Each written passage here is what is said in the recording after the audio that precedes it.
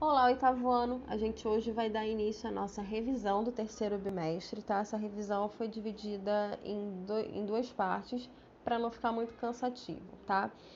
Nesse primeiro momento da revisão, a gente vai falar lá no capítulo 7, que foi o início do nosso bimestre, que fala sobre as funções de coordenação, tá? Então, vamos lá.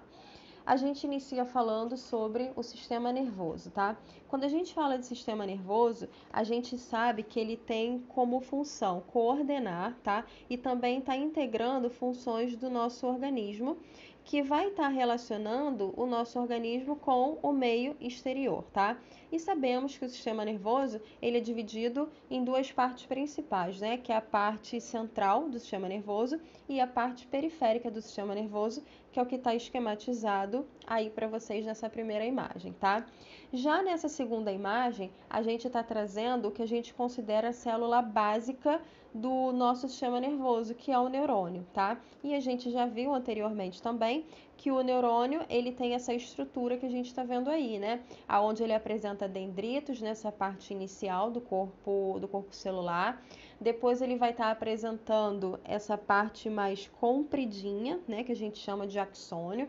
O axônio, muitas vezes, ele vai ser envolvido pela bainha de mielina, que vocês estão vendo aí. E lá na parte final, a gente tem essas ramificações do axônio, ok?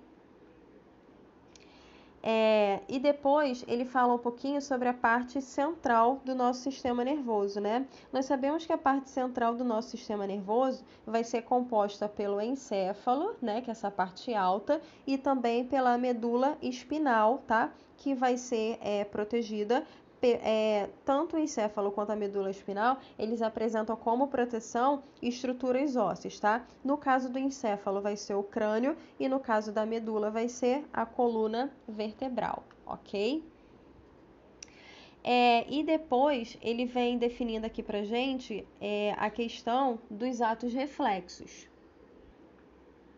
Então, esses atos reflexos, eles são respostas involuntárias, tá? Que o nosso corpo faz, que serve para a proteção do nosso corpo. Então, são respostas muito rápidas, né? E o exemplo clássico de um ato reflexo é aquela marteladinha que o médico dá no nosso joelho, né? E a perna levanta automaticamente. Então, atos reflexos são respostas muito rápidas que o nosso corpo vai dar por proteção mesmo, para proteção, tá? E aí depois ele fala um pouquinho sobre a questão do sistema nervoso e as drogas, tá? Nós sabemos que as drogas, né, esses agentes químicos, podem afetar diretamente o nosso sistema nervoso, causando distúrbios, tá? Distúrbios que a gente que recebe o nome de neurose, tá? Além disso, as drogas vão estar causando dependência na pessoa que vier a entrar nesse caminho, digamos assim, né? E aí ele traz alguns exemplos de drogas que a gente tem, tá? Que existem na realidade. Então, o livro de vocês fala um pouquinho sobre o álcool, né? Os alucinógenos, as anfetaminas, os ansiolíticos e soníferos, maconha, a coca, inalantes, nicotina e opiáceos, tá? Quando a gente fala das drogas, tá? As drogas, elas são classificadas em três tipos. São as drogas perturbadoras, as estimulantes e as depressoras, tá?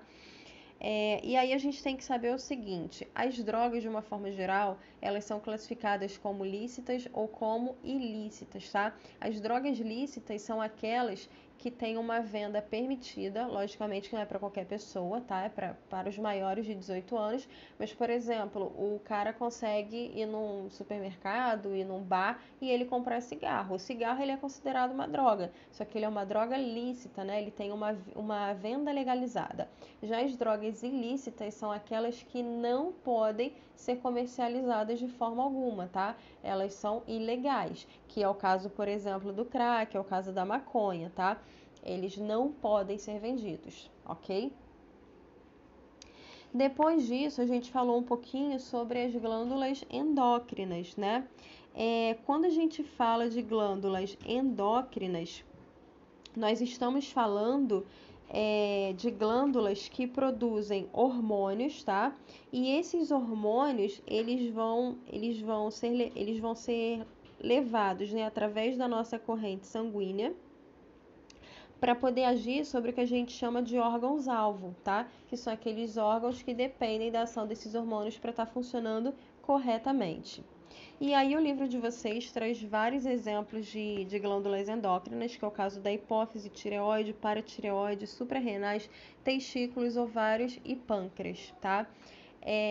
Eu separei 4 que eu considero daqui do que a gente estudou, as 4 mais importantes nesse momento pra gente, tá?